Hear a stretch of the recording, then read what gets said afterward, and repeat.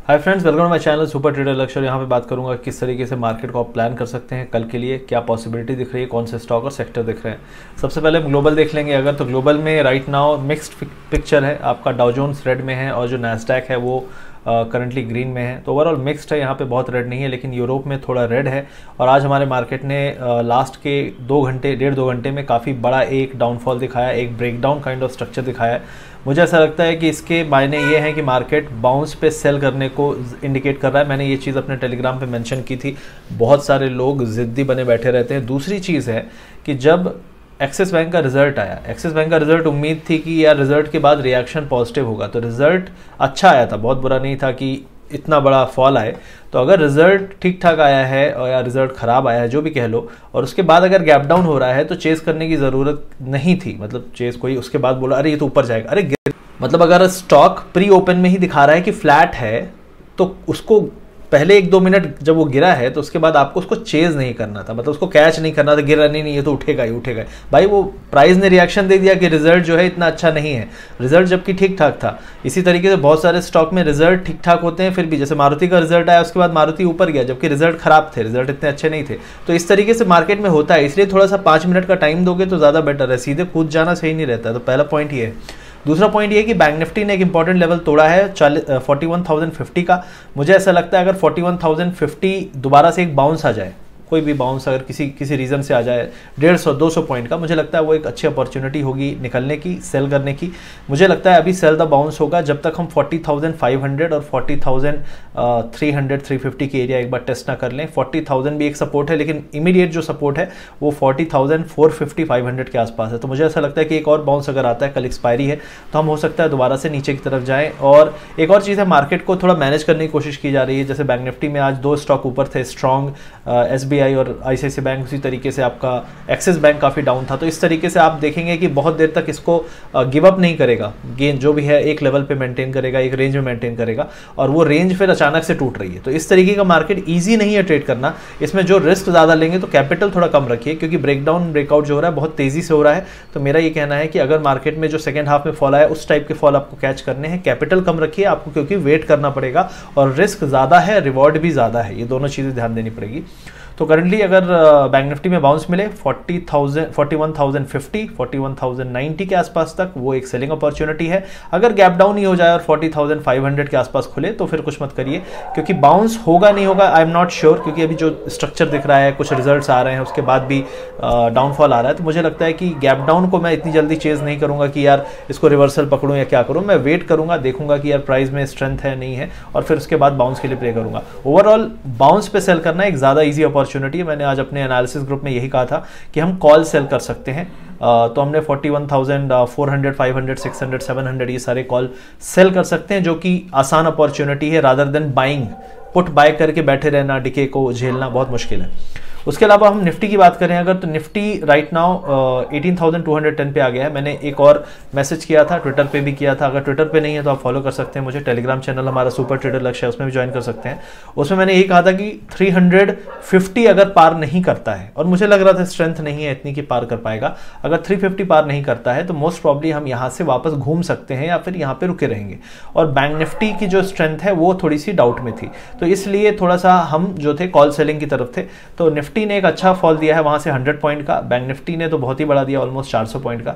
तो overall market ने अच्छा मूव दिया है, लेकिन फिर भी अभी मैं बाउंस पे सेल करना पसंद करूंगा, ना कि गैप डाउन हो जाए उसके बाद मैं चेस करूं। एक और चीज़ है, चेस मत करा करिए। अगर कोई स्टॉक गिर गया है, अब आपने तो बोला था गिरेगा, तो गिरेगा, गिर गया ऑलरेडी, गिरने के बाद उसको हम नहीं टच करते। अगर उम्मीद है कोई चीज़ फॉल होने वाली है तो हम बाउंस पे सेल करते हैं। अगर उम्मीद है कोई चीज़ फॉल होने वाली है तो हम बाउंस पे सेल करते हैं। अगर उठने वाली है तो हम वेट करेंगे, या छोटा मोटा डिप मिल जाए तो हमको एक अच्छी प्राइसिंग मिल जाए, उसके बाद सपोर्ट देख के हम बाय करेंगे। तो वेटिंग फॉर प्राइस एक्शन सबसे बड़ी चीज़ है। सिर्फ कूदना, इसमें कोई समझदारी नहीं है। इससे अच्छा डीमेट बंद करवा दो, रिजाइन कर दो, इस्तीफा दे दो, ज़्यादा अच्छा है, क्योंकि कोई मतलब नहीं है इस तरीके से कूदा फादी वाला जो मार्केट है।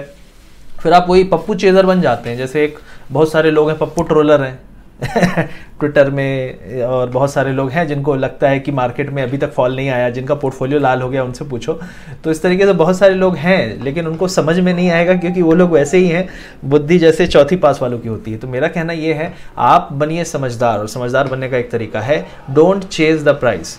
वेट, ऑब्जर्व करने के बाद देखो सपोर्ट बनना है, अगर बाउंस आना है तो वो एक प्राइस एक्शन देगा, आपके जो लोज हैं वो हाई पे जाने लगेंगे, थोड़ी हाई लेवल पे बड़े बड़े कैंडल बनाने लगेगा ग्रीन कलर के, तो बाउंस आएगा। इसी तरीके से रेड के लिए भी है। तो आज का मार्केट जो था जब लास्ट में गिरा है, उस गिरने को प्रेडिक्ट करना मुश्किल था, लेकिन ये लग रहा था कि यहीं पे रहेगा तो कॉल सेल करो।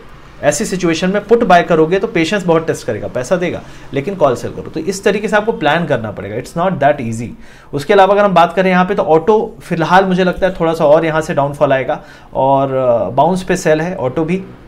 और करंटली जो ऑटो इंडेक्स है इसका जो लेवल मैं वॉच कर रहा हूँ 11,200, अगर 200 ब्रेक किया 11,200 जो ऑटो निफ्टी ऑटो है, तो उसके बाद काफ़ी बड़ा यहाँ पे फॉल आ सकता है, क्योंकि एक करेक्शन ड्यू है।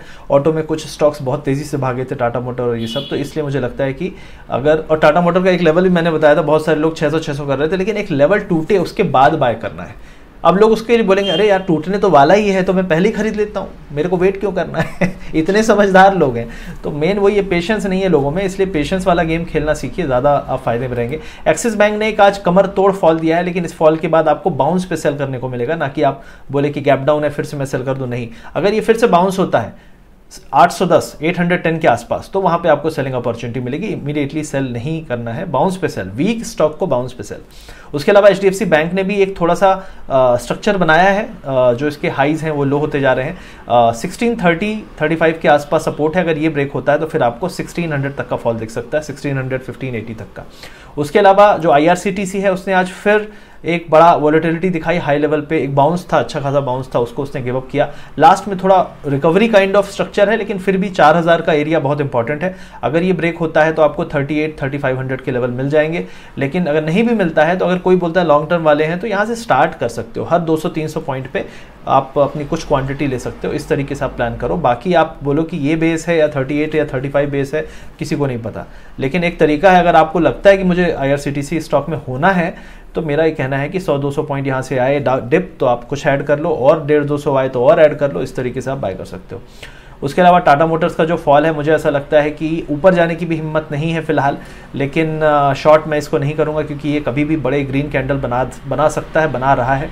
अभी 492 के नीचे अगर जाता है तो आपका 470 तक के फॉल है, 470 और 460-65 एरिया में सपोर्ट है। जब तक ये एरिया होल्ड करता है तब तक बड़ा फॉल नहीं आएगा। 460 के नीचे आपको 40 रुपए का फॉल मिल सकता है। और मुझे लगता है ऑटो में जो मैं करेक्शन का वेट कर रहा हूँ, एक डिप आ सकता है, वो डिप भी आ सकता है तभी जब टाटा मोटर थोड़ा ये अपने लेवल तोड़ेगा। तब तक मेरे हिसाब से फिलहाल अगर आपको बाउंस मिल रहे हैं, अगर आप लॉन्ग टर्म वाले हैं, तो इसका बहुत ज़्यादा टारगेट जो लोग बोल रहे हैं वो 600 का है, और मुझे लगता नहीं कि ये 600 इसी स्ट्रेच में जाएगा जब तक एक करेक्शन ना आ जाए, एक डिप ना आ जाए।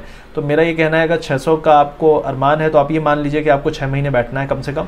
और अगर आपको लगता है कि नहीं मुझे बैठना नहीं है, मुझे पैसे अपने चाहिए, तो आप यहाँ पे निकल के अगर थोड़ा बहुत डिप आए तो वेट कर लो, या फिर 520 के ऊपर निकल जाए तो आप फिर ज्वाइन कर लो रैली को, क्योंकि फिर आपको वहाँ पे 80 रुपीज़ मिलेंगे। यहाँ पे टाइम वेस्ट करने का कोई मतलब नहीं है।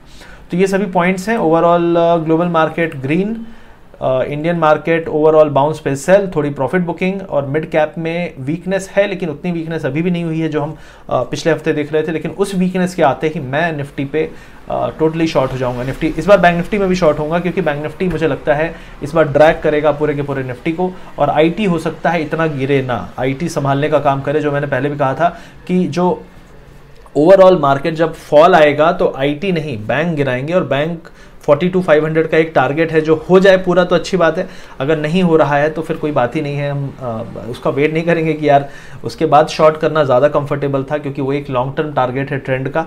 लेकिन वहाँ तक अगर हम नहीं जाते हैं और नीचे के लेवल तोड़ते हैं, जो कि आज हमने तोड़ा 41,050 का, तो उसके बाद आप most probably sell the bounce करेंगे, और अगला जो बाउंस आएगा 200-300 पॉइंट का, वो भी मोस्ट प्रॉब्ली सेल ऑफ हो सकता है।